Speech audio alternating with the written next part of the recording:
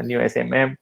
I'm directly involved for the new standard method of measurement, SMM, SMM3 lah, my SMM.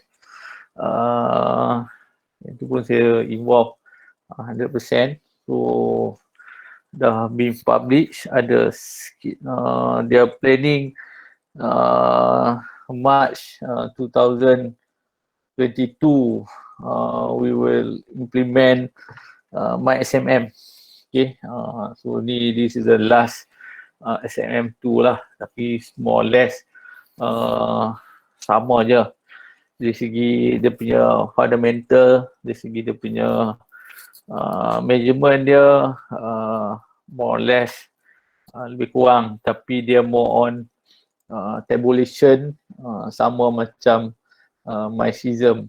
Okay, dia bukan bentuk textbook macam SMM2, dia more on tabulation, dia much more easier lah. Okay, itu untuk selingan lah untuk my SMM. Okay, so untuk substructure ni kalau dari secara overallnya, standardnya dia using pad footing, tapi ada setengah tu dia pakai file cap lah. So ini kita kena tengok drawing yang engineer provide lah. It depend on the location to choose either to use a pad footing or piling. It depend on soil investigation. Okay, kita buat SI, kita buat soil investigation to get the result, dia punya soil condition and dia punya soil strength. Okay, daripada situlah barulah kita boleh design dari segi structure. Okay, you have to understand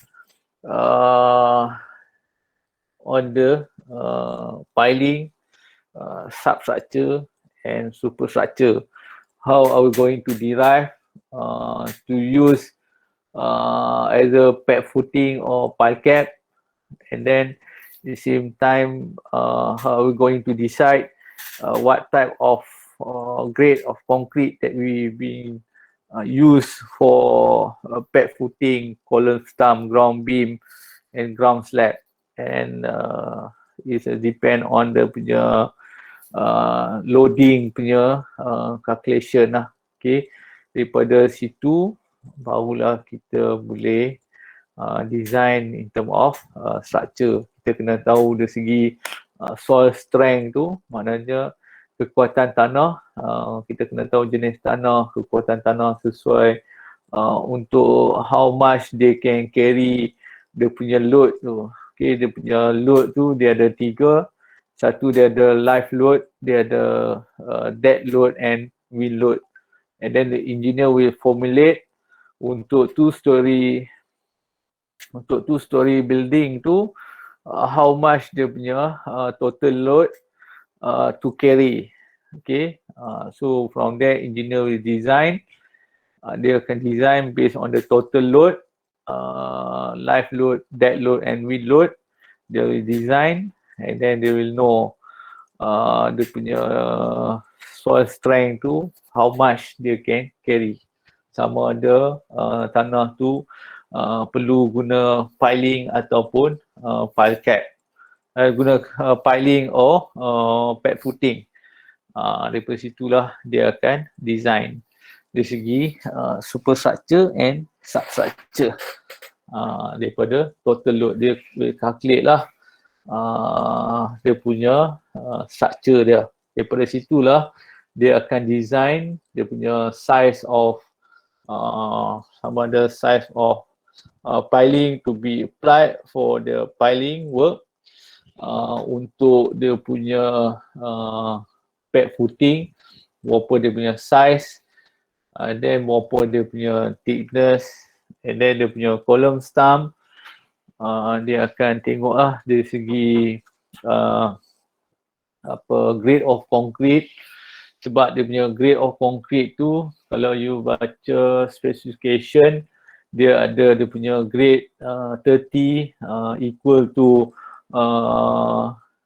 berapa dia punya kilonewton per millimeter persegi, dia punya concrete strength tu, can carry dia punya load tu lah.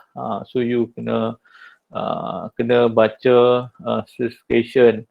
Okay, pada hari konkret, pada hari ke-7, berapa dia kena achieve dia punya concrete strength, hari ke-14, berapa hari ke-21, hari ke-28, berapa dia punya strength dia boleh achieve. Okay, daripada situlah baru kita boleh tengok sama ada concrete tu is fail or not. Kalau dia tak achieve certain kilonewton per millimeter persegi at the 28 days, kalau dia tak achieve according to specification, maknanya concrete tu adalah fail dan tak sesuai digunakan. So that kind of basic fundamental you kena tahulah. And then engineer akan design, dan kita sebagai QS pun kita kena tahu sama ada dia tu over design ataupun tak over design. This is based on kita punya experience lah kan. So kita boleh tahu sama ada engineer tu design based on how many safety factor. Kalau you belajar dalam construction technology, you tahulah macam mana in term of the punya concrete, in term of the punya design calculation on the safety factor on the substructure and superstructure. So you kena tahulah benda-benda tu, barulah kita boleh measure di segi concrete reinforcement and formwork tersebut. Dia jangan tu main sebab apa dia design untuk footing grade, kata let's say grade 35, untuk ground beam grade 30 and what not. So you have to know why and justify why dia design based on grade concrete tersebut. So engineer dia akan design berdasarkan dia punya total load yang akan ditanggung oleh substructure and superstructure tersebut. So dia bukan main hantam design macam tu, dia ada dia punya own basis. Nowadays banyaklah guna software, okay, guna SAP 2000 or Romoko, macam-macam software on the structure punya engineering. Okay, and then type of footing, dia ada shallow foundation, sama ada dia pakai isolated column footing, wall footing, combined footing, cantilever footing, apa yang dikatakan continuous footing, okay, inverted arch footing. Banyaklah jenis-jenis footing, rough or mat footing, step foundation, semua ni kan. And then deep foundation, pile foundation, pier foundation, web foundation, ni semua jenis-jenis foundation lah. Okay, and then substructure ni basically it will involve on earthwork and excavation lah. Earthwork and excavation, last week lecture being covered almost detail lah. Okay, so now for section F, is a basic one, is concrete, formwork and rebar. So ini dari segi on site lah, kita boleh tengok. Kita kena imagine lah, okay, macam mana kedudukan enforcement dia. Okay, the most important thing is on the enforcement lah. Kadang-kadang kita tak boleh nak imagine berdasarkan drawing yang kita tengok. So we need to go to site or any site, dan kita kena tengok macam mana kedudukan dia, macam mana dia punya ikatan dia untuk link, stirrup, apa semua tu, kena tengok lah. And then this is a concrete F1. Ni secara yang saya cakap tadi lah, in the general or the particular of the following shall be given dari segi kind and quality of material for the concrete, the reinforced or mass plain. Okay, sebab apa kena ada test is required for the material because of the strength and the workability. Ini sangat penting lah. Okay, sebab tu sebelum dia pour konkrit, sebelum dia tuang konkrit dekat footing or beam, kontraktor dia akan buat dia punya cube dia. So konkrit yang digunakan untuk pour dekat footing, dia akan letakkan kat dalam cube dia. Kurang-kurang ada 7 atau 8 cube. Okay, dia akan letak satu sebagai sampel konkrit yang diletakkan kepada footing tersebut. So maknanya if dia letak ada 10 cube sampel grade konkrit yang digunakan untuk footing tu, letakkan kat dalam cube. So kita akan test dari segi strength, test required of material dari segi strength and workability ni, kita akan test dengan menggunakan cube tersebut lah. Let's say kata ada 10 cube, so meaning kita pour hari ni konkrit dekat footing. Okey, pada hari yang ke-7 kita akan test cube tersebut. Kita nak tengok dari segi dia achieve tak dia punya strength pada hari ke-7 tersebut. Pada hari ke-7, kalau you refer dalam specification, berapa dia punya strength yang dia perlu achieve pada hari ke-7, dia punya kekuatan konkrit tersebut pada hari ke-7, berapa dia akan achieve. Kalau dia tidak achieve pada hari ke-7 mengikut strength yang dinyatakan dalam specification, so kontraktor kena either perlu dapat pengesahan daripada engineer sama ada untuk demolish that particular footing, atau we have to wait another 14 days. Kita akan test sekali lagi pada hari ke-14 dan kita akan tengok kekuatan konkrit pada hari 14 tersebut dia achieve atau tak pada hari 14 mengikut dia punya strength konkrit yang dinyatakan dalam specification. Sebab tu specification sangat penting, you kena baca dan you kena faham why we need to read on the specification punya info and data on the specification, sebab dia will relate dengan apa yang kita akan measure tersebut. Semua benda-benda tu kena ada lah dan you kena faham lah. Okay, sebab tu my expectation on the degree level, you have to know all about specification lah. Kalau you tak tahu, it might be something wrong with you lah. Okay, saya pun tak faham lah. Okay, kalau kita ada kelas face to face, I know what to do. Kalau you tak tahu, saya akan arah you tulis specification tu sampailah you faham. It's a good idea juga.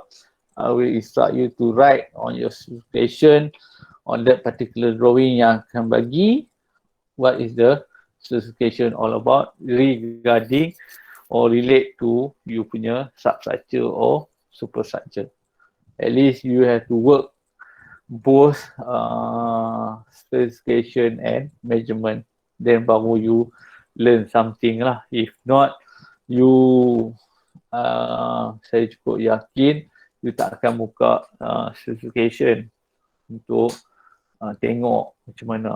Sebab tu dari segi mix or strength requirement of the concrete, kita nak tengok kat mana the mix or strength requirement of concrete, benda ni kita kena tengok dalam specification. Sebab tu saya nak you ada specification untuk kerja-kerja excavation, kerja konkrit, tu kena ada lah untuk this my topic and my subject lah. Okay, ni dari segi yang dikatakan concrete required to be placed by a particular method Saya ada the pump or pour at the stated speed, compacted or cure in a particular way shall it be so described.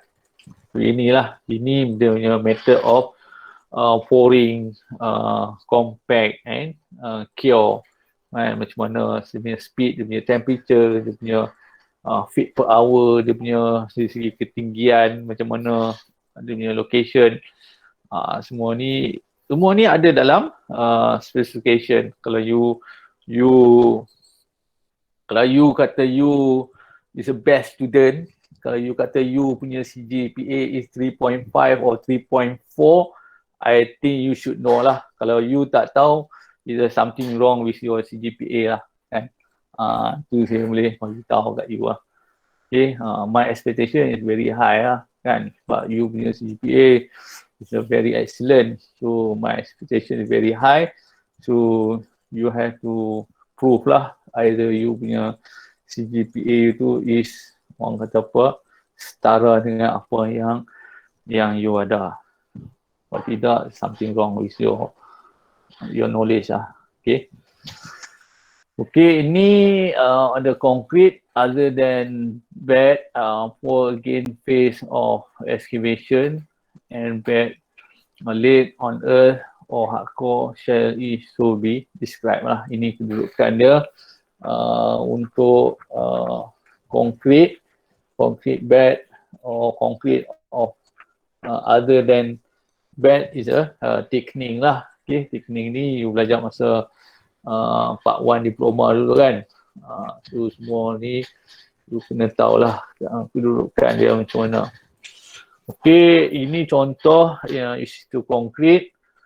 Institut konkrit, plain concrete grade 15 in blinding bed laid on earth or hardcore not exceeding 100 mm thick, or foundation in trench for again phase of excavation not exceeding 100 to 150 mm thick. Any float smooth surface of unset concrete to receive paving. To dia punya contoh-contoh restriction dia lah. Reinforced concrete grade 20, isolated foundation base to column and pier with top surface laid to slope not exceeding 15 degree from horizontal. In number berapa? So you kena menyatakan in number dia berapa lah. Okay, ini untuk isolated foundation basis. Okay, measure in meter cube lah. And then reinforced concrete 1 to 4, 19 mm aggregate. So ground slab not exceeding 100 mm to 150 mm thick, lead to slope over 15 degree from horizontal. Okay, turning strength, ni yang dikatakan ni, turning strength tu 20 Newton per millimeter square in 28 days in ground slab. Maknanya pada hari yang ke-28, ground concrete untuk ground slab ni dengan reinforced concrete 1 to 4, 90 mm aggregate, pada hari yang ke-28 dia kena achieve dia punya strength 20 Newton per millimeter square.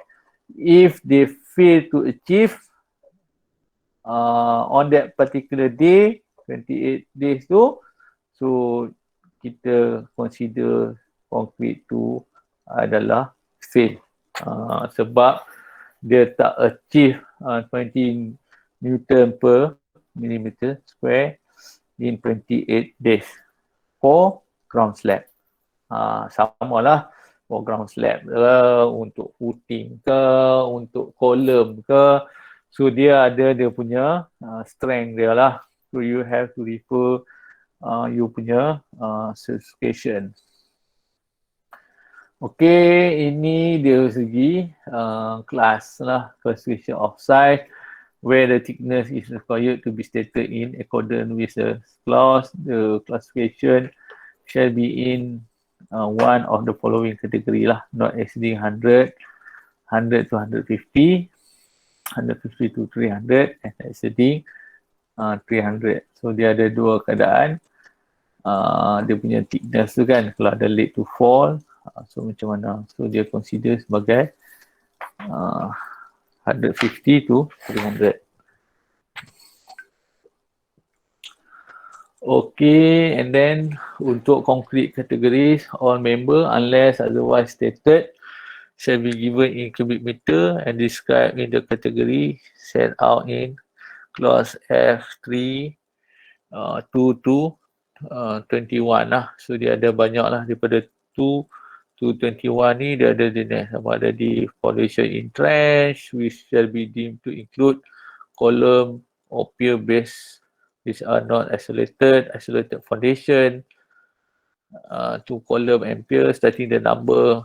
So this is the how to calculate lah. Okay, formula applied for footing with pad and pestrum. Okay, ni kalau dia punya kedudukan dia lah, macam mana you nak calculate dia punya quantity concrete untuk pad footing lah. Okay, so you kena so ni this basic one lah. Okay, how to calculate.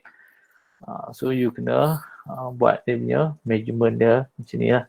Because concrete, isolated foundation, bases in column, number. Okay, so ini untuk casing to steel apa ni, grill, setting the number, ground beam, casing to steel ground beam, pile cap and setting the number. So ni dia punya kedudukan dia lah. Okay, pile cap, pile or other type of deep foundation. Ni dia punya kedudukan yang dia katakan pile cap. Bawah ni piling lah. Okay, ni dia punya kedudukan dia. Okay, yang ni untuk batch which shall be deemed to include thickening but to exclude upstand, letting the thickness as clause F2.1. To bed forming road, footpath and paving shall it be so 1,200. Ni dia punya kedudukan dia. Okay. Yes. Sorry doktor, ada yang request nak masuk? Ada request nak masuk? Jaga. Tu dah. Okay. Ini dari segi yang ni kita tengok on section, yang ni on plan lah. Okay, dia punya on plan. Ini dia punya exclude upstand lah. Mana tu upstand ni tak termasuk. Dia termasuk concrete bed and thickening lah. Including thickening, but to exclude, dia katakan exclude upstand ni. Ini lah dia punya keadaan dia. Okay, so you calculate lah. Okay, is it to complete plain, concrete grade in bed and 100 mm to 150 mm thick, plain on, hardcore or earth lah. Okay, satu untuk bed dan satu untuk thickening. Okay. Then untuk upstand, curb, coping, seal and the like, exclude wall and column kickers. Ni yang dikatakan upstand beam, ni yang dikatakan upstand beam, ini yang dikatakan thickening. Boleh refer lah F3.9, F3.14, F3.11 yang dikatakan curb, yang dikatakan upstand. Dia punya kedudukan lah. Okay. Ini yang dikatakan beam, casing to steel beam, isolated beam and casing to isolated steel beam shall each be given separately. Ini dia punya kedudukan, dia punya yang dikatakan term-term tu lah, attached beam, attached casing to steel beam, isolated casing to steel beam and isolated beam. So concrete in beam measure to underside of slab. Ni dia punya measure to be beam to be measured. Okay, so you kena tengok keadaan lah. Kalau dari segi construction, masa construction dia akan buat beam, dia akan pour untuk beam, lepas tu baru dia buat untuk slab. So ni just a matter dari segi principle of measurement, kita measure size of beam and then baru kita tengok thickness of slab. So dia ada macam-macam dia punya school of thought lah. Okay, the joints shall be deemed to be included in the work purposely stop within a day, work for the break or lunch, etc. Yang ni untuk dia nak buat bay by bay lah. Bila buat bay by bay tu dia akan ada join lah. Okay, ni dia katakan join tu kan. Dia punya kedudukan ni dia katakan join design, join divided into expansion joint or contraction joint. Okay, ni dia katakan expansion. Ini more on the construction technology punya terminology lah. Okay, yang dia katakan expansion joint ni, concrete expansion joint a very important part of a building high quality concrete floor.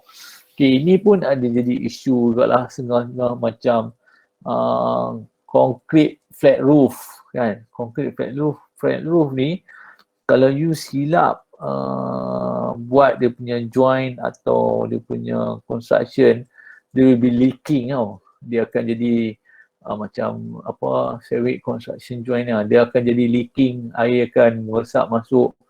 Dia akan jadi leaking sebab dia tak ada waterproofing. Kadang-kadang ni kontraktor dia banyak penipu kan. Dia penuh dia buat waterproofing tapi tak buat. Especially dekat toilet kan. Kalau kata rumah 2 tingkat, toilet atas tu kadang-kadang kontraktor tipu, dia tak buat waterproofing. So bila toilet bawah, dia tengok dia macam ada macam ceiling tu macam basah lah. That's a leaking yang kita tak tahulah. So kita kena tebuk ceiling tu pula, tengok ada macam apa, air duk macam nitik apa semua. So that kind of leaking lah in term of waterproofing. So kena be careful lah on the joint or waterproofing punya case. So banyak lah rumah-rumah yang ada flat roof, especially my house pun sama juga lah kan. Ada juga yang leaking due to joint punya ni lah, concrete tu dia leaking. So dia akan ada benda-benda macam tu. Okay, ni segi finishes lah, cast on the concrete lah, sama ada granulite, cast stone, terrazzo, mosaic finishes, major on the exposed face lah, which are cast on to the concrete by lining. Formwork shall be so described, distinguish between side, soffit and upper space, and given in square meter as a extra over the concrete setting the mix and the thickness of the finish. So ni dia punya keadaan dia lah. Okay, ni dia punya finish cast onto concrete. Ni dia punya permukaan lah kan. So measure in meter square, hacking face of concrete form a key to receive a new finishes. Ini untuk kita nak letak finishes lah kan. Letak finishes ni selalu kita nak lekatkan antara permukaan finishes dengan konkrit tu. Kadang kita hack sikit-sikit, kita ketuk-ketuk tu kan. So ni untuk ni lah. And then kita allow to extra over working concrete around pipe or cable or panel heating system. So ni kalau ada benda-benda macam ni lah. Ini label on concrete, grading, sandblasting or similar treatment to the face of concrete shall each be given separately in square meter. Such work required with a margin of the different finish shall be so described, giving in the addition the total length of the such area, building margin such work to the soffit. So ni kena tengok lah sama ada kadang-kadang kerja untuk labor on concrete ni dia punya ketinggian tu where over 3.5 meter height shall be kept separate, setting the height in further stages of 1.5.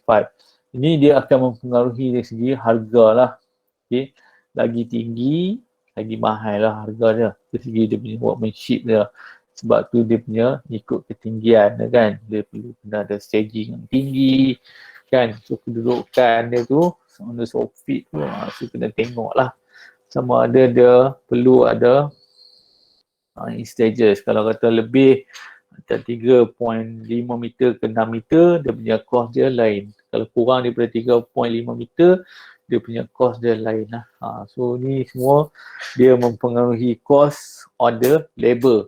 Dia tak mempengaruhi cost dari segi material, dari segi labor dia kan. So kena tengok lah macam mana you nak price. Ini untuk bar reinforcement ni lah.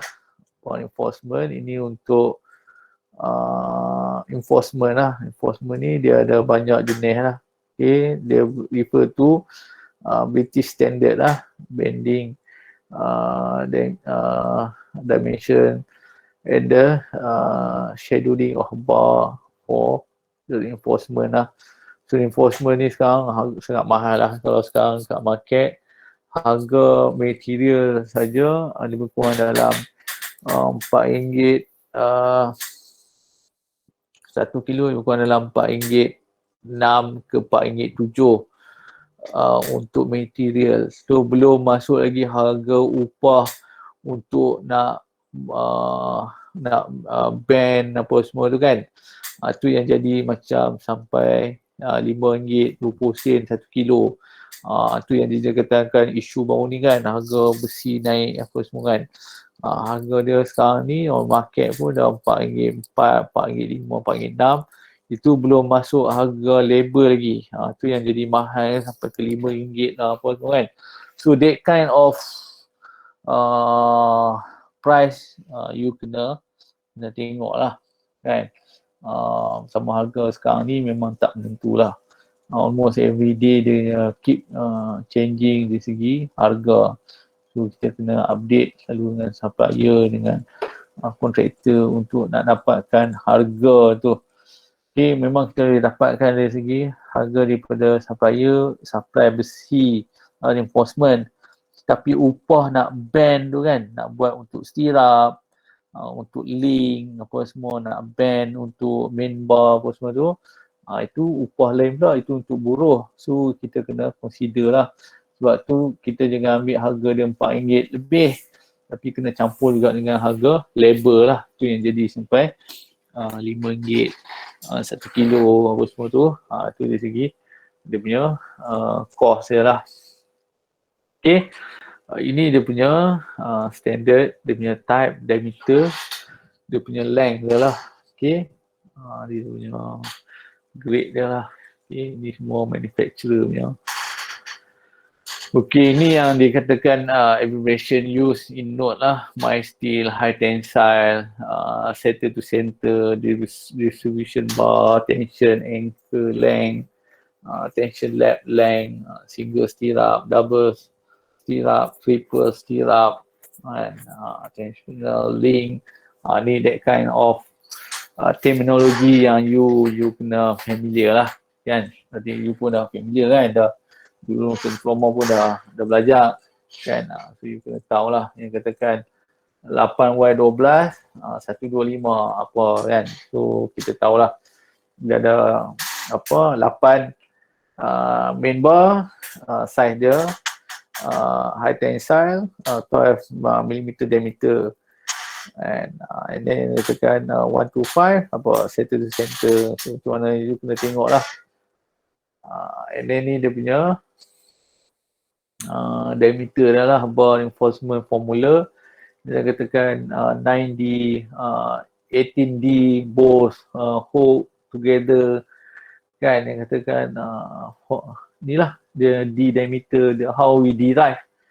Okay, untuk dapatkan dia punya, kalau kita belajar fizik pun kan, kalau kita tengok fizik, satu permukaan yang lurus bila kita bend, bila kita betulkan balik, dia tak akan dapat panjang yang sama, dia mungkin lebih kan. So that kind of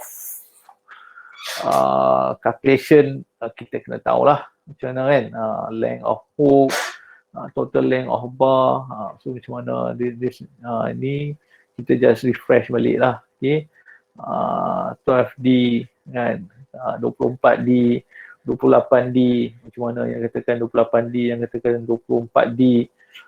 So that kind of calculation yang kita kena tahu lah. And then this is a concrete cover. Okay, bar reinforcement concrete cover.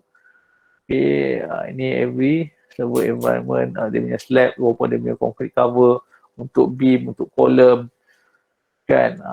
So I hope you be familiar on that. Okay, and then this is bar reinforcement conversion formula kan, bar reinforcement schedule kan, kilometer, macam mana bar reinforcement shall be given in kilometer or times the diameter. So inilah kan, tension, compression, lapping for reinforcement shall be provided in accordance with the latest code of practice and specification. So ni semua kena faham lah. Reinforcement concrete, reinforcement cover for all structure elements shall be foundation 50, column 30, suspended slab. So dia punya keadaan dia lah. Okay, ni bar reinforcement, ni dia kena tengok lah keadaan dia kan. Kena tengok lah benda ni baru kita boleh dapat bayangkan lah keadaan dia, reinforcement dia macam mana. Bila kita dah pour konkrit kita tak nampak kan. So ni dia punya situation dia. Okay, in ground slab it shall be deemed to include bed, road, footpath and paving. So where ground floor is suspended, reinforcement should be 34 kan, from the bottom face of slab. For the typical reinforcement arrangement boleh refer pada table B2. So ni dia punya basic calculation dia lah. Okay, ni dia macam mana dia berkaitan straight bar, band bar, which shall be deemed to include hook, bar kan, group together. Dia katakan curve bar, irrespective of radius, link, stirrup, binder and the like, spacer, chest not at the contractor choice. So ni dia punya keadaan lah yang you kena tahu lah.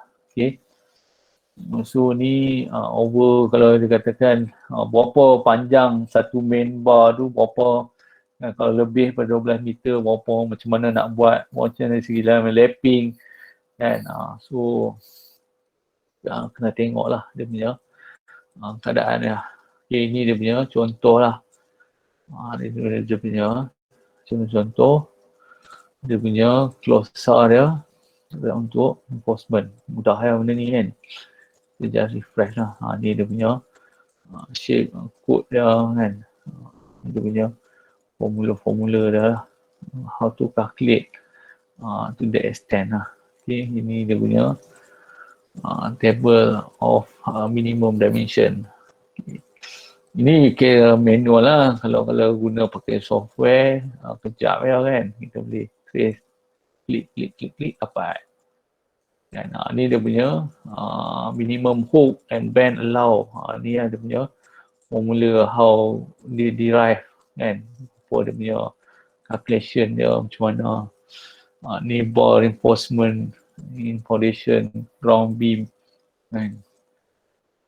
Ni dia punya kedudukan lah, how we calculate untuk semua ni Okay, saya tak akan go through in detail lah sebab you pun dah faham kan. You bukan budak matrik, you budak diploma, at least you know how to calculate lah. Okay, ni dia punya last kali type of concrete structure, pile cap. Ini okay, ini dipanggil sebagai, orang kata apa, kita nak cross check lah benda ni. Bukannya tepat, tapi kita boleh buat anggaran lah. Maknanya kalau 1 meter cube, pile cap, dia punya reinforcement dia punya range dia lebih kurang banyak ni. Itu kita panggil foundation. Okay, untuk 1 meter cube foundation, okay, 1 meter cube foundation, kandungan konkrit, kandungan reinforcement tu dalam konkrit untuk foundation ni dia lebih kurang dalam 48 kilo ke 64 kilo. Sama juga untuk column base, dia ada dia punya range dia lah. Okay. Dia punya column stump. Ini dia kira sebagai foundation lah, sebagai row thumb yang digunakan lah untuk banyak projek. Kita jadikan dia sebagai satu database, and so kita ambil satu beam, kita kira 1 meter cube untuk beam tersebut, berapa dia punya kandungan reinforcement dia untuk beam. So untuk ground beam, berapa dia punya kandungan dia untuk konkrit. This is sebagai foundation lah, macam kita buat estimate kan. Kita buat estimate, engineer tak sempat nak siapkan lagi drawing detail untuk reinforcement. Dia hanya bagi layout saja. So untuk reinforcement, kita gunalah formula ni, foundation ni. So kita dapat quantity, let's say kita dapat quantity foundation tu kata 80 meter cube. So kita darab lah dengan foundation ni, average ni berapa. So kita dapatlah anggaran lah, tapi tak tepat. Itu sebenarnya anggaran. Okay, selalunya kita ambil the maksimum lah, mungkin kita ambil 64. So kita darab lah 80 tu dengan 80 meter cube, kita darab lah dengan 64 kg per meter cube. So dapatlah anggaran reinforcement tu berapa kg. Tu dia kira formula lah untuk beam ni berapa. Untuk satu beam, 1 meter cube beam, dia punya kandungan reinforcement dia tu maksimum dia 192.22 kilo kan. So kita darab lah. Ini semua anggaran saja lah. Okay, sama juga untuk concrete bed, untuk suspended floor slab, roof slab, lebih kurang lah untuk 1 meter square berapa. Ni untuk typical untuk concrete structure lah. Ni dia punya, ini kita panggil dia sebagai analysis of reinforced in housing development lah. So ni untuk housing development, ini untuk kg per meter cube ni sebagai, kita panggil sebagai foundation lah. Okay, kita boleh anggaran sajalah, tapi tak tepat. Okay, ni fabric reinforcement lah, BRC. Kata ni, ni dia punya, dia ada standard dah lah, A7, B5, C4. Ni dia punya grade-grade dah lah, yang dikatakan type A, apa B, apa. Dari segi dia punya spacing each way tu lah. C ni apa dia punya ni, dia punya dimension, dia punya kalau D ni apa dia punya spacing dia kan. So you kena tengok lah. Ni dia punya fabric reinforcement shall be measured. The area cover lah, no allowance shall be made for lap, and no deduction shall be made for void not exceeding 1 meter square. Okay, tying wire and distance block shall be deemed to be included. Ni dia punya dudukan lah. Okay, measure ya, BRC dia. Okay, ni formwork. Formwork ni ada banyak jenis lah. Okay, formwork untuk support strut, ni yang pakai yang barunya lah, aluminium formwork apa semua. Dia ada banyak jenis lah. Ada steel formwork, ada timber formwork. So macam-macam jenis keadaan formwork ni lah. Okay, ni dia pakai yang fiber and formwork. So tengoklah kan, permanent formwork method. So actually contractor dia make a profit on the formwork lah. Okay, sebab kalau dia ada stock formwork yang banyak kan, kalau dia ada 3-4 projek, so dia gunakan formwork yang sama, tapi dalam masa sama dia price dalam BQ formwork juga. and so they make profit on the form work tu lah. Okay, so kita tengok kadang-kadang kontraktor ni cakap tak untung, dan dia tipu je lah. Okay, ni dia punya sample footing schedule lah. Okay, footing schedule untuk substructure, ini untuk column and wall schedule lah. Okay, ni untuk sample of ground beam. Ni dia punya schedule. Okay, sample of footing schedule reinforcement. So lah, kena buat lah macam ni. Okay, take your time. Jangan stress sangat. Try to understand dia punya schedule lah. Okay. So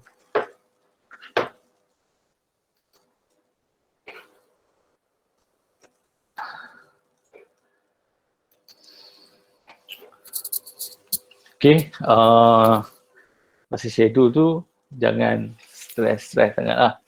Tenang-tenang, fahamkan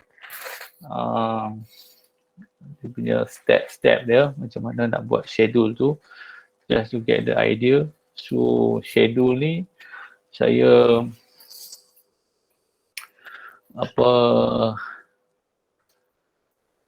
saya tak rigid sangat lah. Okay, it depend on you lah, macam mana you nak, orang kata nak modify tu kan. So itu bergantung kepada you lah kan. Saya tak ada masalah. Saya ni bukan jenis yang rigid. If you have a good idea to create you punya schedule, it's up to you lah. As long as you tak miss you punya calculation tu. Okay. On the assignment ni, saya measurement ni, saya punya style, saya tak suka bagi dalam group kan. Dia bagi saya untuk measurement ni kita buat individu lah kan. Dia buat individu ni means you kena faham kan. Kalau buat assignment measurement dalam group ni, bagi saya something wrong, not right lah kan. Something wrong lah, it's not right kan. Macam mana you nak faham kalau you buat dalam group ni, sometimes ada jadi passenger kan. Tu macam-macam kelaku. So bagi saya, saya tak ada masalah kita buat individu kan. Buat individu, kurang-kurang you tahu apa yang you buat. Saya memang untuk measurement, saya akan bagi on the individu punya assignment.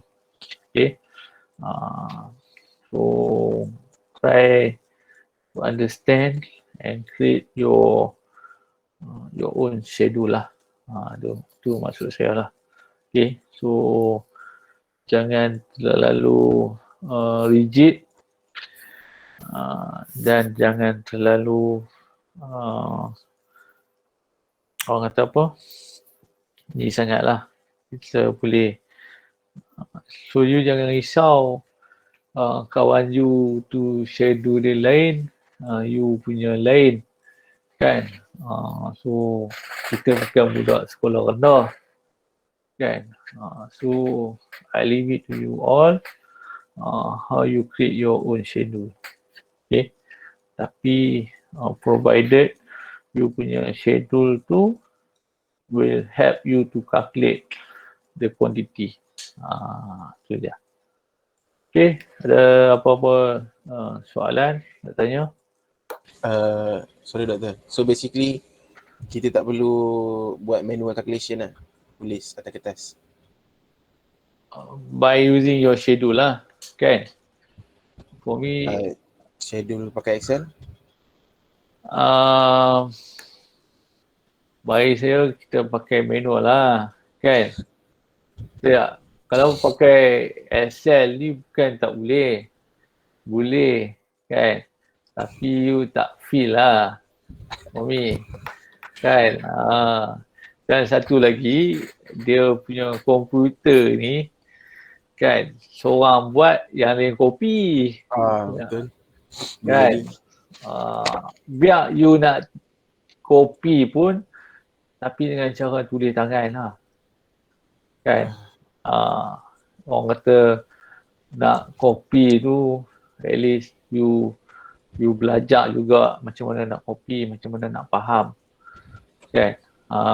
Instead of you copy, you punya kawan you buat Excel penat-penat pakai formula lah apa semua, kan? You will never learn. Kan? You kena faham. Saya bukan against orang meniru, tapi menirulah dengan cara yang bijak. Dengan meniru dengan cara yang dangkal, kan? So, kena faham. Dia yang penting, you kena faham. The basic is fundamental, is very simple. Kita ni bukan nak berlumba. Bagi saya, kita bukan nak berlumba. Kita bukan nak berlumba untuk nak mendapatkan sesuatu. Kita nak apa yang kita faham, is a basic fundamental, dan macam mana kita boleh buat measurement dengan cara yang terbaik. Kita bukan sekolah rendah. Kita bukan sekolah menengah untuk nak dapatkan 8A, 9A, kan? For me, it doesn't mean. As long as you faham konsep macam mana nak buat measurement. Kan? You kena faham. Kadang-kadang, aku gila-gila. Tapi at last tak boleh buat kerja. Dia ada dua keadaan. Kan? Tengok CGPA, hebat. Tapi bila keluar kerja, tak boleh nak perform. Kan? Sebab apa? Saya pun tak faham. Kan? Tengok CGPA, hebat. Bagi drawing, hari ni esok dah tak main kerja dah. Sebab dia tak boleh buat. Kan? Sebab level of confidence tu tak ada. Dulu semua lecturer bagi, nota orang bagi, semua bagi kan. All been spoon feed. For me, saya tak suka benda macam tu. Kan? Kata biar kita seiring dengan apa kita punya kemampuan. Kan? Kan? Itu you kena faham cara menuntut ilmu dengan saya ni lain. Saya bukan heran sangat you get A or you be 4 flat or not. The end up dia, you boleh buat kerja ataupun tak boleh. You keluar nanti, you boleh buat kerja ataupun tak boleh. Itu je lah. Ada banyak lah sejarah. Grad dengan 3.6, 3.7, 3.8, end up dia tak boleh deliver. Kan? Saya tak nak jadi orang macam tu. Kan? Orang kata tu jago kampung lah. Kan? Jago kampung. Kan? Saya tak nak student saya macam tu. Kan? Kita memang kita dah pandai, tapi kita buat sendiri. That is a good, kan? Kita rasa kita puas. Kita punya self-satisfaction. Kita sendiri yang tahu. Kan? Saya tak tahu performance you macam mana. Kan? Tapi the way kita nak treat tu, kita buat sendiri. Saya tahu ada setengah kelas tu buat in grouping. Bagi saya tak setuju. Kan? Kita buat sendiri. Management ni dia tak ada istilah grouping lah bagi saya lah. Kan? Dia banyak school of thought lah. Kan? Pensyarah lain dia ada dia punya school of thought lain. Macam saya ni cara school of thought saya ni orang lama, orang kampung. Kan? Dia suka bagi buat sendiri, usaha sendiri, barulah boleh. bagi saya ni buat measurement ni, we need to justify why. Kalau you kerja nanti pun, klien mesti tanya sebab apa, why that cost, why, you have to justify.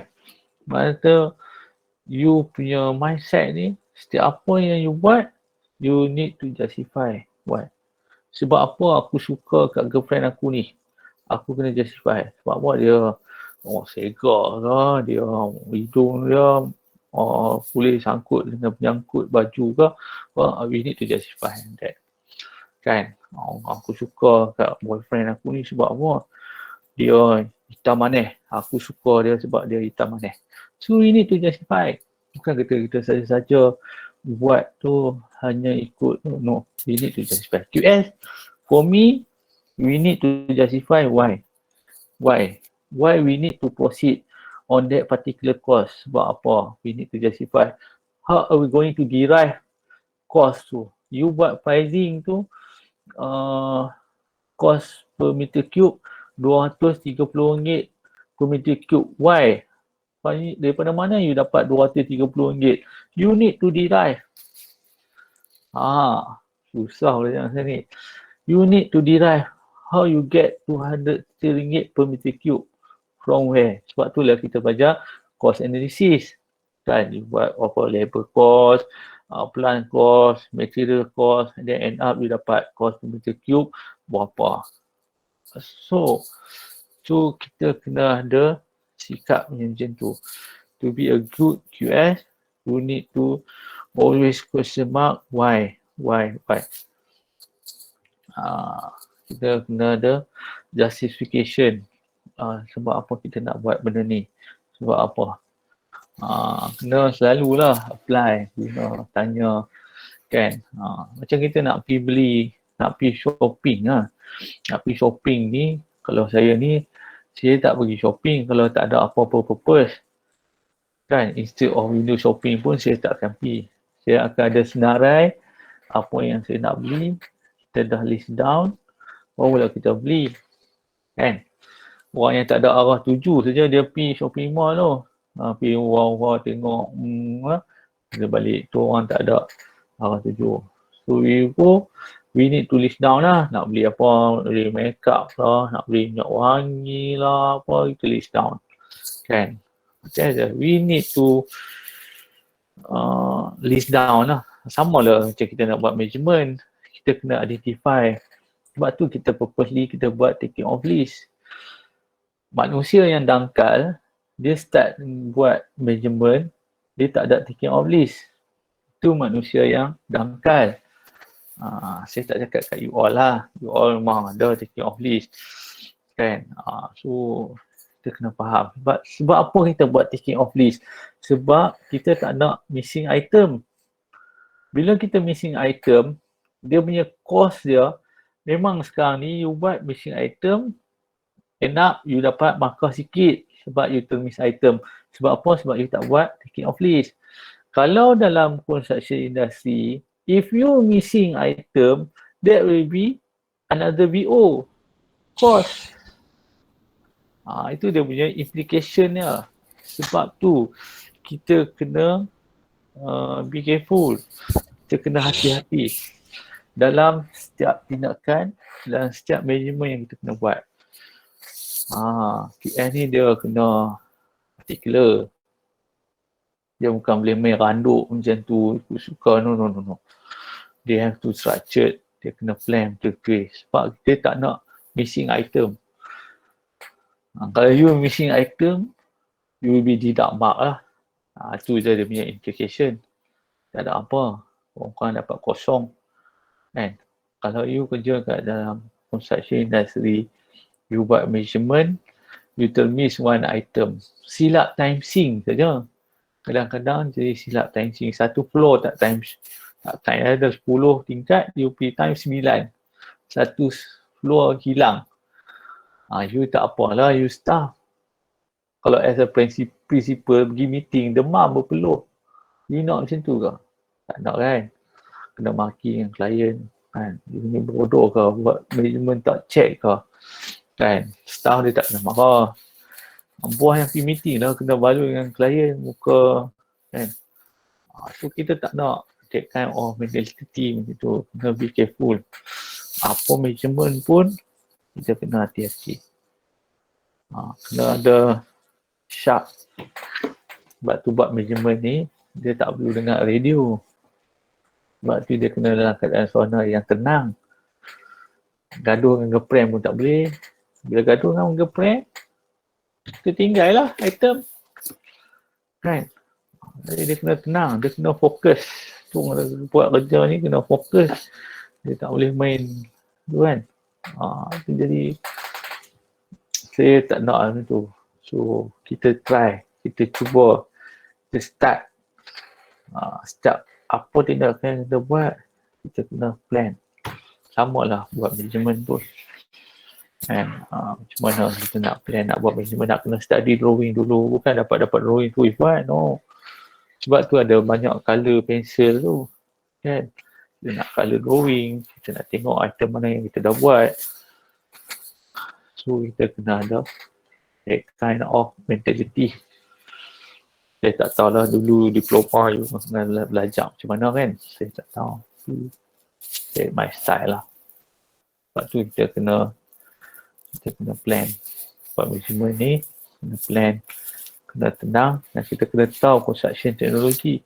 Kalau you tak tahu construction teknologi, you tak pernah tengok, lepas tu you nak buat measurement, you tak akan dapat. Kan? Sebab tu kena tengok construction teknologi tu, you kena expert, kena mahir, kena tahu macam mana. Sebab tu kena baca specification. Orang kata gila ke baca specification? No, for me tak gila. It's a good knowledge, extraordinary. Masuk degree ni, for me, I expect you know everything, you know. Kan? Kalau you tak prepare, something wrong with you lah. Kan? Orang tengok apa, baca spek. Aku memang baca spek. Faham. Apa yang ada dalam specification tu. Kalau you kelas saya face to face, saya tahu macam mana nak ajar. I will go in one by one. No. Tak tidur malam. Kita buat. Kan? Tapi dah, you very lucky lah sebab ODL kan. So ODL ni saya just give it to you all. Ini satu, tadi saya pergi saya punya office klien saya, ada seorang budak praktikal tak boleh buat management, you know. Just imagine, tak boleh buat management. So macam mana? Kan, kelas ODL, dia tak dapat 100%. So, I hope you kena double up lah. Kan, jangan pergi nanti praktikal tak boleh buat. Yeah. So, kena be careful lah. Okay. So, okay lah. No, dah 10.30. Time 10.30 ni dah masa untuk berehat lah kan. So, tenang-tenang rehat, esok nak bangun awal kan. So, kita stop sini dulu lah. Saya try dapatkan drawing. Kalau saya dapatkan drawing, besok pagi saya bagi. So, you boleh start lah. Okay. Stop setakat sini dulu. So, apa-apa saya akan update balik besok pagi lah. Okay. Sekian.